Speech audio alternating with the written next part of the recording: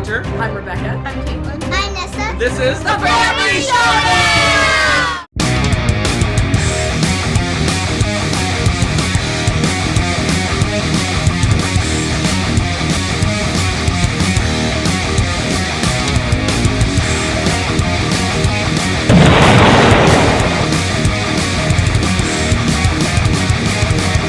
Kia ora, mates, and welcome back to my top 100 games of all time as of 2019. We're back, and today we're doing 90 through 81. What's that face? You went all like... I like Kia ora. That's the best greeting ever. Okay. And New Zealanders would agree. Howdy, y'all. So, this week... this week. time, I should say, because we have a couple this week. Haha, you getting spoiled. But I have 3 new games that are going to the list. 3 that are have gone down, and 4 that have moved up. Will any of them be good games? I think they are. However, there are certain individuals that are present who poo-poo good games. Not going to name any names, but you know. So many things I could say about that game. Yeah, you just won't, though, will you? Nope. If I could poo-poo games, it would save me a lot of money. Because, you know me, I was like, you buy that game. I forced him to buy all these games. Poo-poo. That's right. Poo-poo. Spoiled rotten. Anyway, yes. On to our list. You ready? Jumping right in. Yes, Let's do indeed. this. Let's dive I'm right very in. excited. All right. My number 90 is a go-to 2-player game. We still like to play every so often. And that is the cute little game of Jaipur. It's so funny for such a little box. It has a fairly large table space, though, because you have to spread out all the coins and stuff.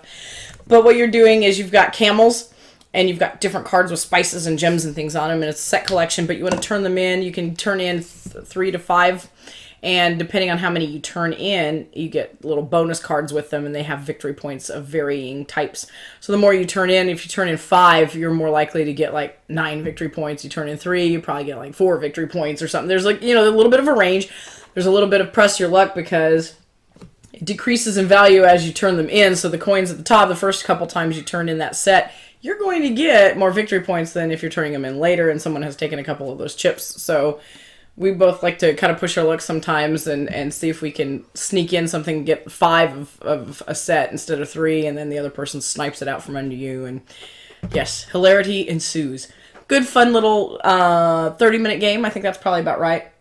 Maybe quicker. Probably a little bit quicker. Depends on the day in the game, but usually anymore. It's 2 out of 3, so it depends on if someone wins. Yeah, if you win 2 in a row, I mean, it's really quick. But it's, yeah, like you said, best 2 out of 3. So sometimes we do get out all the way to the bitter end. Maybe 2 out of 3. No, I think you're right.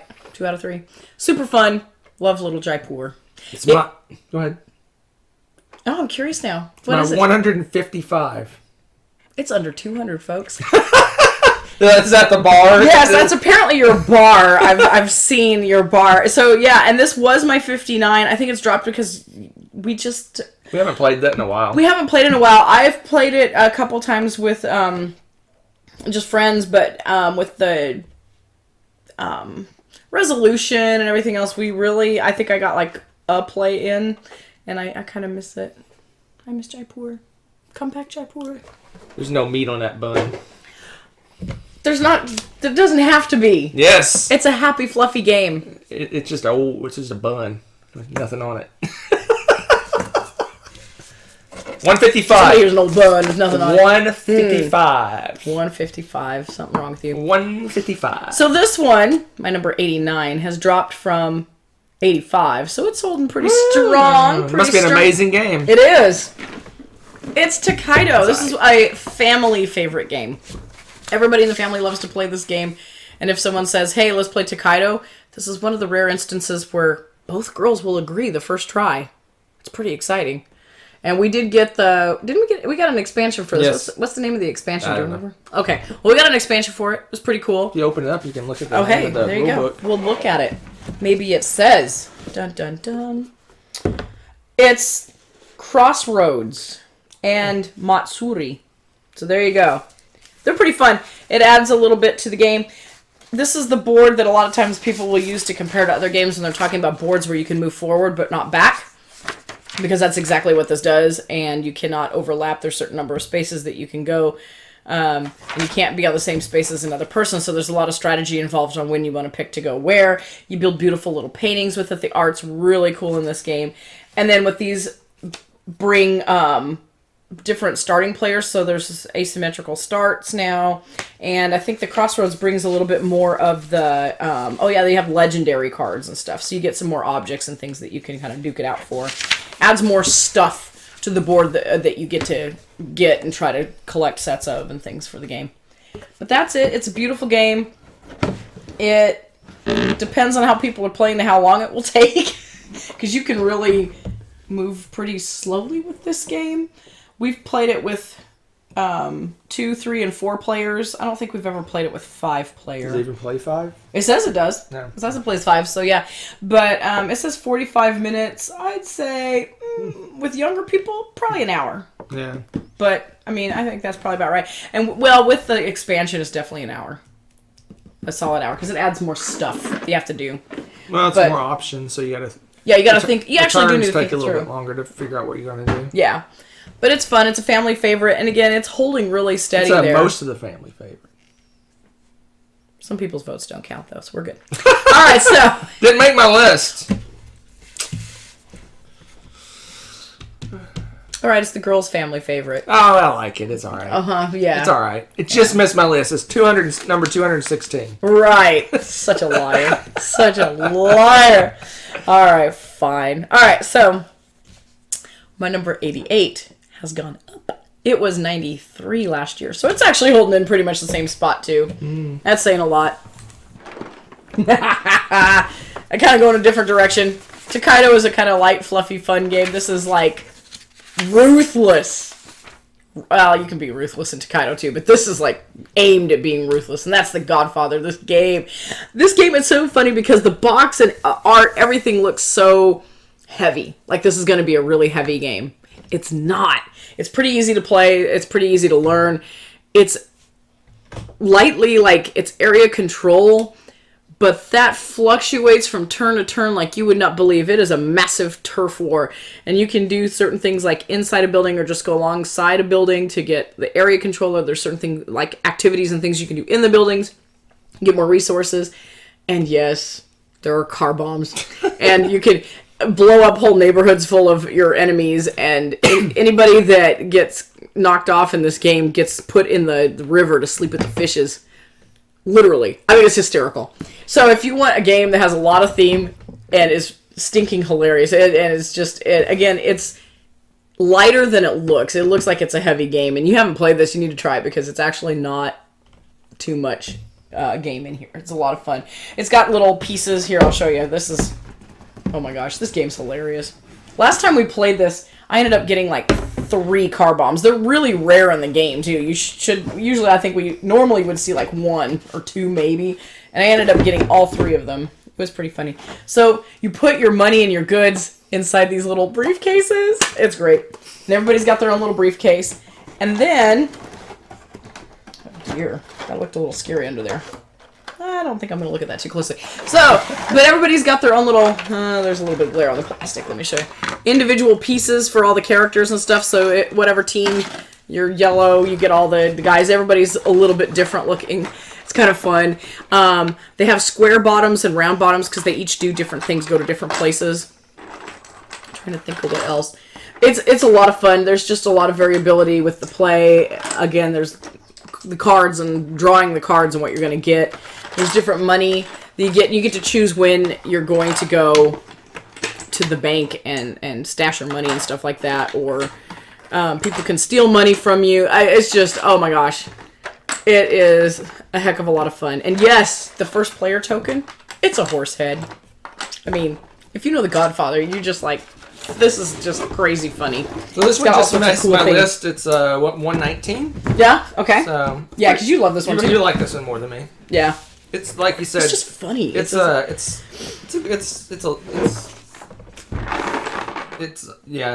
lot lighter than you would think. Mm-hmm. Especially with the production of it. It makes it seem like it's some big, grandiose game. But it's not. Really it's pretty simple area control game. Super fun.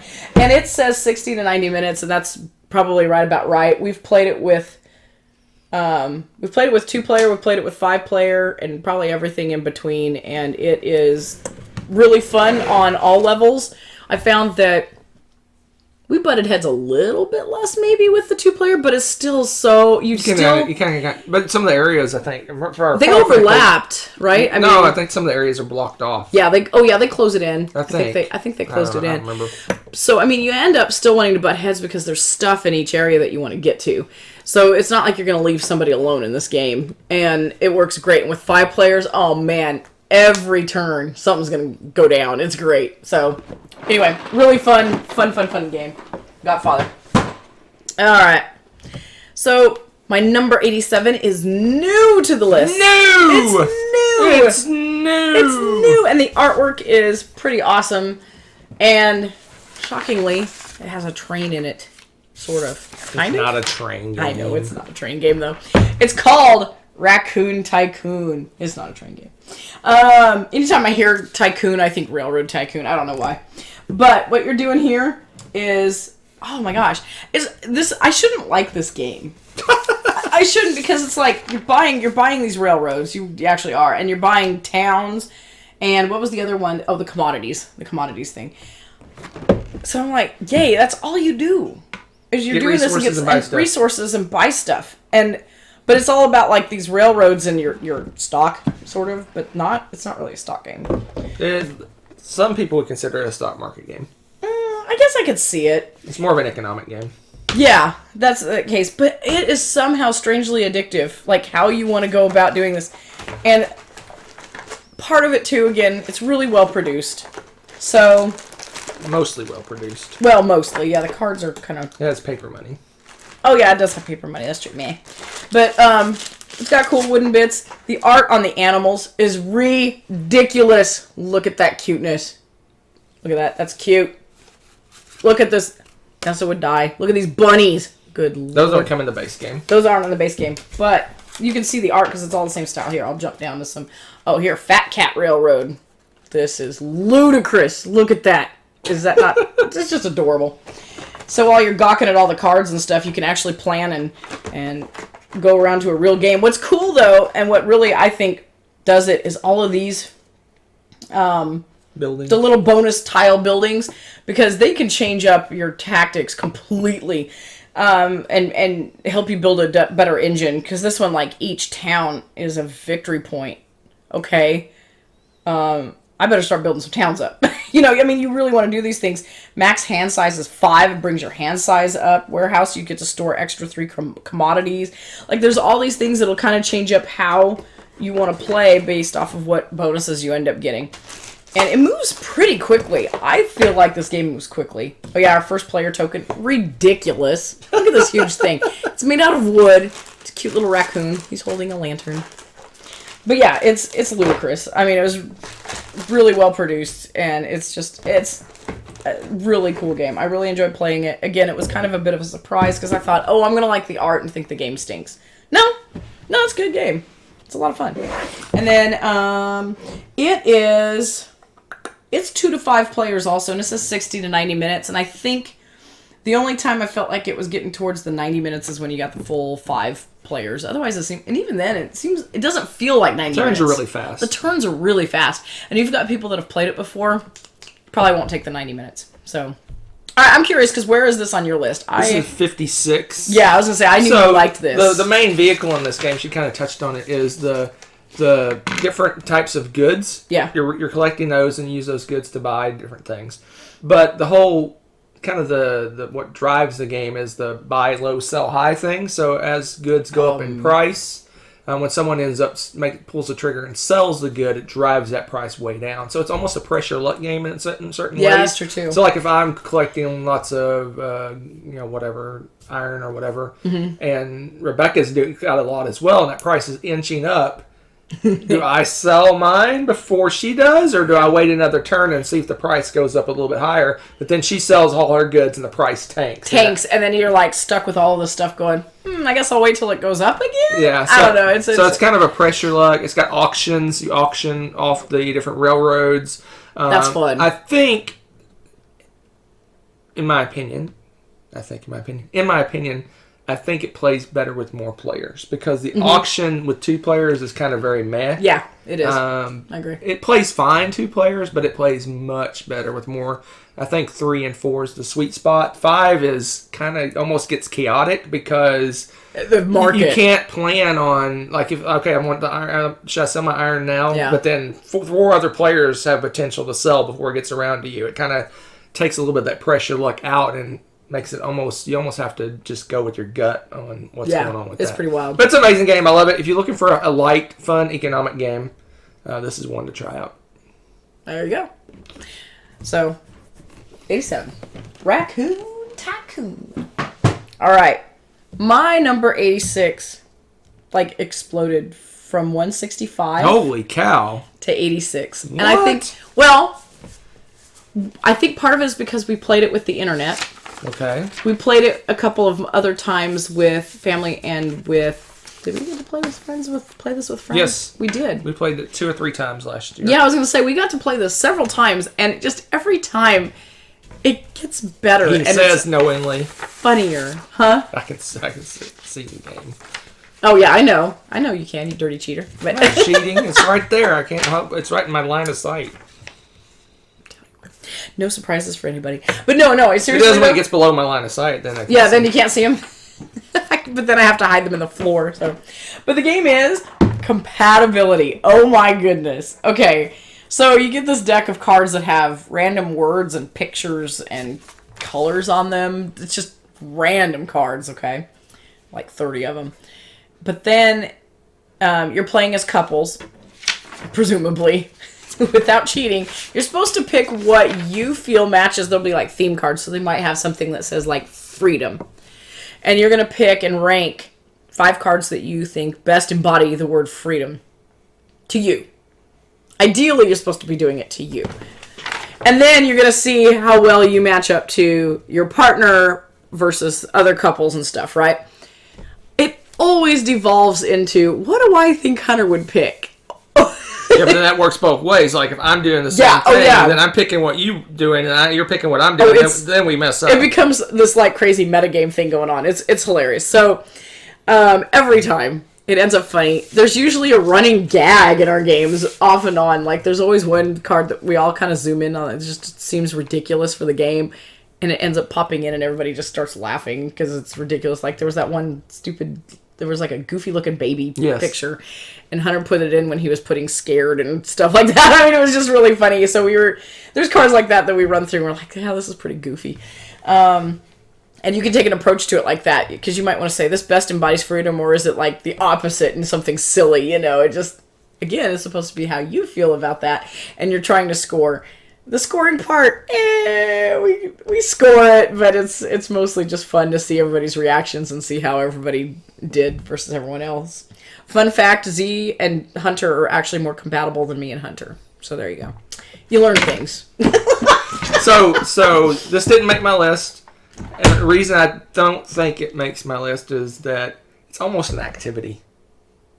So? It's not really a game. It's not an activity. It's not really. It's a game. This is really not an activity. An activity. But no, I like it. It's just not. Let's I don't crochet. know. That's an activity. It's okay. It's almost like it's. I don't know. It's a game. It's a great game.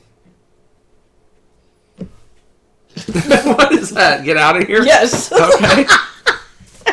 It'd go a lot quicker if I wasn't commentating. Wow, it's true. Be gone. I'm just kidding. We keep them around. Compatibility. I couldn't find it on my list. So Clearly, we aren't very compatible. I don't think it's on my list. All right. My number 85 is new. New to the list. I like it when it's new. Do you? I don't. Shiny and new? I don't know. And this one is shiny. And shiny and new. I'm going to take off the little fancy sleeve. I think this is one you might have forgot about. I think it's been around more than a year. It probably has. It's new to the list, though. There you go. And it's our buddy Everdell. Now, it's funny because you're getting resources and collecting these resources and doing things with them, get victory points, yada, yada, yada.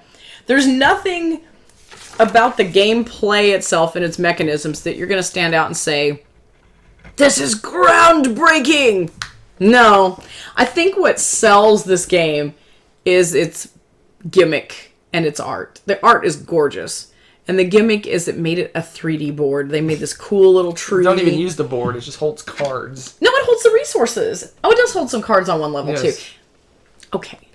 I know. I'm a sucker for it. I fell for it. I'm okay with that. It was grossly overproduced, and I like it. And we got the collector's edition. And it's ridiculous. So, okay. Again, I know, there's nothing groundbreaking, but look at this. You build a tree. Look at how big this tree is. It's ridiculous. It's got to be this big because it's holding half your nonsense. And then you have this funky shaped board. It's kind of weird. I don't even know what shape that is. It's not really a shape. Amorphous. We're going to go with amorphous blob. It's not an amorphous blob. It's a... What is that? Broken amorphous blob. Okay, almost looks like a painter's palette when you hold it like that. And the tree goes up. And upside down. Yeah. But anyway. It's not upside down. Yes, it is. Oh, yeah, it is. Yeah, it might be. It might be upside You know, down. it might be upside down. There you go. But the art... It goes up here, actually. The art's so pretty. The art is so pretty. It's not pretty. You can't hardly see it, probably, but it's very pretty. Take my word for it. And then you got fun little bits and pieces. You got these little blueberry-looking things. Yeah, I don't know what the non-collector's edition has. I don't know, but the collector's edition is ridiculous. You look like you could eat these things. And then the little twig things, they almost look like food, too. In fact, you might want to be careful with the collector's edition because people might just eat your game. And a big, giant, eight-sided die. Yeah, it's ginormous. I guess it's for blind people. And then you got these cute little flowers, and then you got the pieces. Oh, yeah, and it's got gold coins. And the collector's Gold edition. coin in the collector's edition. And then you've got little woodland creatures made out of wood. Aren't they adorable? And yeah, it's just ridiculous. It's ridiculous. It's beautiful. And actually, it is fun. The gameplay for it is incredibly smooth. Again, it's not going to be anything your jaw is going to fall, off of your face in awe of how completely unique it is. Nah, it doesn't have anything groundbreaking except for the fact that it's insanely gorgeous. But I love it anyway. And yeah, it suckered me into it. I'll admit Sucker. I know, I'll admit it. And Hunter's got this crazy sleeve with the gorgeous art. I'm going to put it on. It is my CDR. 124. Is it really? Which is pretty high for this light of a game. Well, Yeah. somewhat light of a game. Yeah, it's medium weight. But it's, for Hunter, that's light, Float away. It's not that light. But it's, as you can see from the art and stuff, oh my gosh. I want to play it right now. That's kind of how I feel about this game. Do you? Yes, I Let's do. go. See? Bye, guys. He'll edit it back in so it doesn't look like we spent a couple hours doing this. That's good. There you go. All right, I'm somewhat approving of your picks. Wow, high praise from my compadre here. Well, you're yeah. Yeah. I made it as top 200 for most of these, right? Except for one. Wow, it's like a world Or record, two. guys. Two. World record. You Don't understand. This is how we win couple on my compatibility. A couple made my list. Schmack. My number 84 kind of took a nosedive. It was my 37? What? But I think it's got a really huge opportunity to bounce right back up with another play. I think it's just because we didn't get it played during resolution time. And you'll understand why when I pull it out. That is Fog of Love. This game. Did we play it? I thought we played it live. Was it last year? Maybe we did. If we did, it was at the beginning. Yeah, I don't know. Go But ahead. I want to play it again. This is like one Fog of of those. Love. We got 2 live plays of this on the channel. So. Oh my gosh! If you want some entertainment and some high drama, go watch that. I can't wait to play this again. I really want to play through this whole game. We need to take some time and do that. Maybe some more live plays or something for you guys. But they've got very different renditions of this game now. But obviously we have the base game, and you are playing a role-playing relationship game. This is not. Well, I guess this is PG. PG-13? Yeah, more Like PG-13. Because there are adult themes in here and stuff, because you're like struggling through like relationships and stuff, but you each have different goals. Our goals may not be to stay together. You don't know if both of us have the same goal and stuff, but you're trying to do these things, and then these wacky situations and random things will come up. And sometimes there's surprises, or someone's keeping a secret from you, and the secret becomes revealed, and it's hilarious. It's a role-playing board game. And I don't know how to describe it other than that and like spoiling things for you. I don't want to spoil any plot stuff because there's so much crazy things that can happen in this game. It is a lot of fun. It's a little bit at first, it seems like it's a lot to absorb when you're learning to play it because of how you have these characteristics things and you have to keep track of them and keep points and stuff. But once you get that part down, the game guides you through how to play it, which is really cool. In fact, I believe the first game is a tutorial game, right? With this, it's like there's a tutorial. It's not the game, but there's a that's right. It's a like tutorial teaches that you go through. Yeah, and that was well done, by the way. I think that was really cool of them to do that. But this is just hysterical. They call it the romantic comedy as a board game, and that is so true. So true. Usually for ours, it's closer to a soap opera than a romantic comedy. But it's really awesome. And again, I hate to say too much, but there's all these different job titles and different, you pick your name, of course, and attributes, just all the attributes. And then there's also the is it habits? Mannerisms and stuff too, I think. And then you have the goals, and they have to, you want to try to pick things that might match your goals. So sometimes you might answer questions and stuff in a semi-wonky way to your partner just so that you can get some more points for your goals. Yep. and they're scratching their head like, what just happened?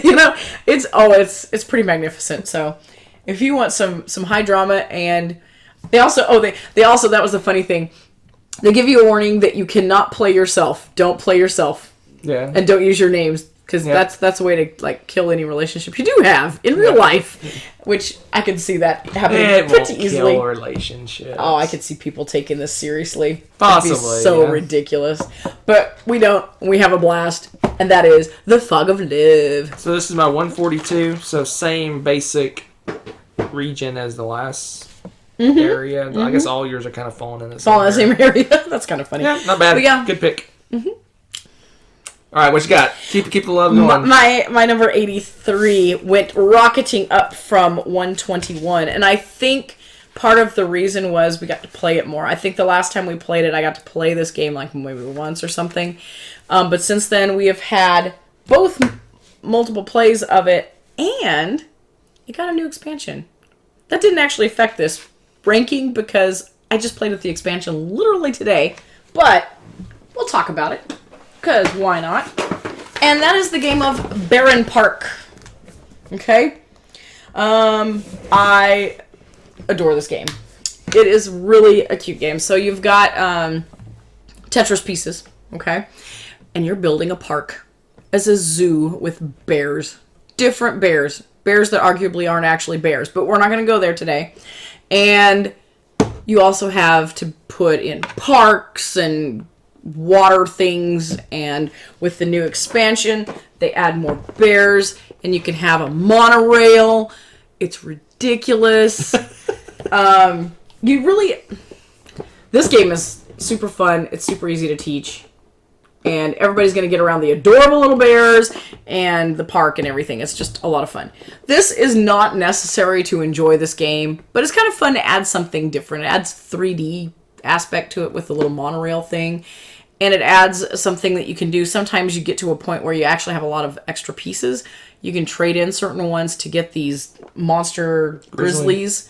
But they're funky shaped. You get massive victory points from them, but they are weird. So you got to plan those puppies. And then you can make your park a little bit bigger with this expansion too, which is cool. Because I don't know about you, but by the time I really feel like I'm cranking them out, it's like, oh, I've reached my max.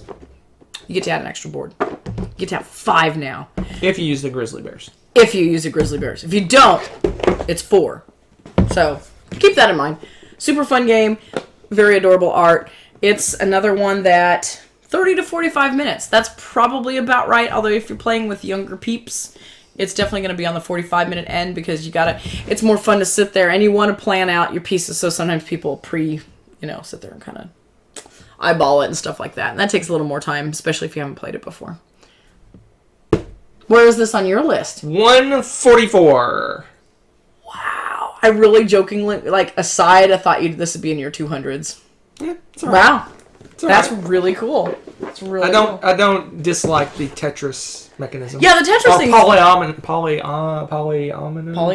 Polyominoes? Is that what they call them? Polyominoes? Are you just making that up? No, You made that up. Multi, right? Yeah. Dominoes. They're not dominoes. Well, you know what I mean. Polyominoes? He made that up. Anyway. I don't know. Cool kids are calling it something like that. I'm sure they'll say in the comments what it is, but there's a cool kid name for it now. Just put Hunter as crazy. Polyominoes. Maybe. It's alright. The expansion is totally not necessary, and it doesn't really bring a ton to the plate. No, it's just more stuff to do. Yep. And it's kind of fun to make the part bigger. Slightly more complicated. Yeah. But again, the game itself, the base game, is where it's at. For sure. It is where it's at. Where it's at. My number 82 has gone up quite a bit from last year. And you'll see why when you see my 81. But this was 119 last year. Bounced all the way up to my 82. And that is Century Spice Road. So, this game at its heart is you have a bowl full of cubes. And you take those cubes and trade them with other cubes in another bowl. And you trade those cubes with another set of cubes in a bowl. Sounds thrilling, doesn't it? But it actually is. It's kind of addictive. It's really weird. But I love this game. And the reason it bounced up is because they have made this so you can combine the Century Spice games and make mega Century Spice game. So it's not just about these bowls. Although, again, it's really fun to play. You can play it by itself. This is great to introduce this mechanism and this kind of game to multiple people, beginners, experts, doesn't matter. But then when you combine it and make that mega game, it's so good. We have conversations about, are we going to play these separately anymore? And the answer is usually no, we'll probably mix them every time because it's just such a really good play. And I'm always looking forward to anything that they bring out with this. So Century Spice Road, and I'm actually going to kind of put it right here in the corner a bit for you. So you can see my 81, which is new to the list. The newest installment in this Century Spice Road century game. And I'm thinking about combining these and making them one thing next year, one unit. Because like you said, we're probably not going to play them separately much. And they all basically, they're getting to the point now. I mean, I rated them independently, and 2 out of the 3 ended up being right next to each other anyway.